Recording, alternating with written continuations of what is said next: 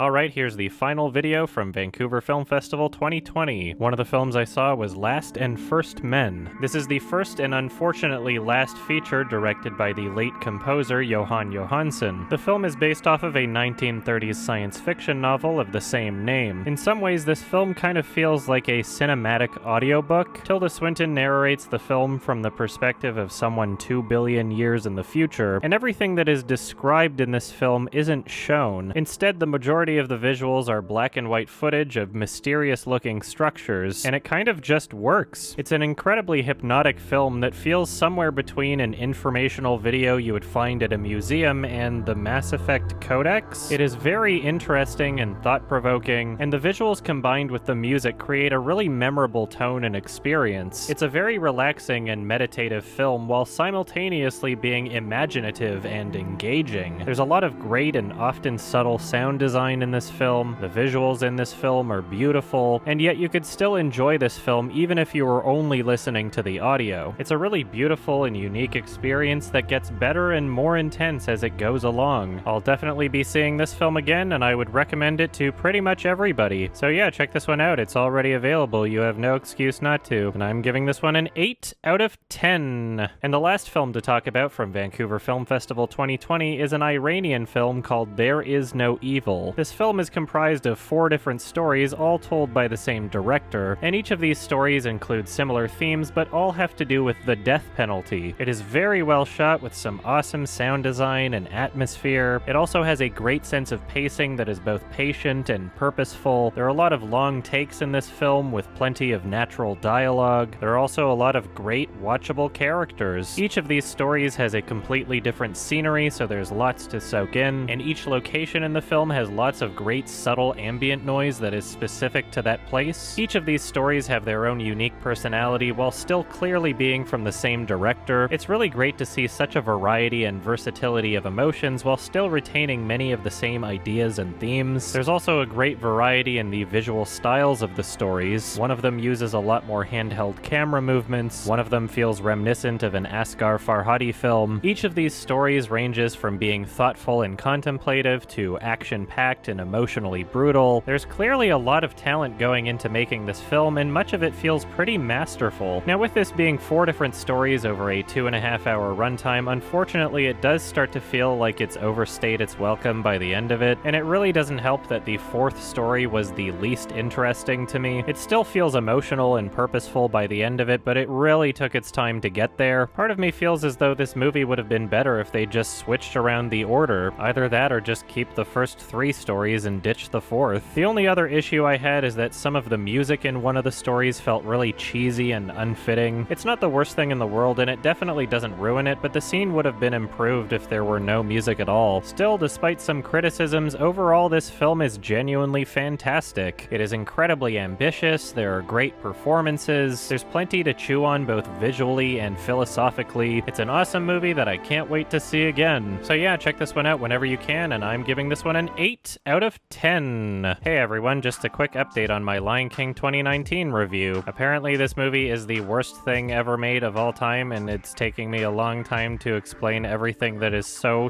horribly wrong with it. If this review were the same length as my Old Boy review, then it would be out already. If I didn't have to make my Kimba video, then it would also be out already. So basically, if I'm not close to finishing it by the end of March, then I'm probably just gonna wind up splitting it into 2 parts, which I feel like I could justify this time because each part would be feature length anyway. But yeah, nothing's set in stone, and I'm trying my best, and it'll be out as soon as it's ready. There's no one that wants to be done with this review more than I do, so just be patient, and I am looking forward to releasing it. Feel free to check out the YMS Highlights channel to see some of the progress. Anyway, thank you for watching. Bye-bye. Oh my god! Is this the boss fight? What's going on? This is a gigantic chungus.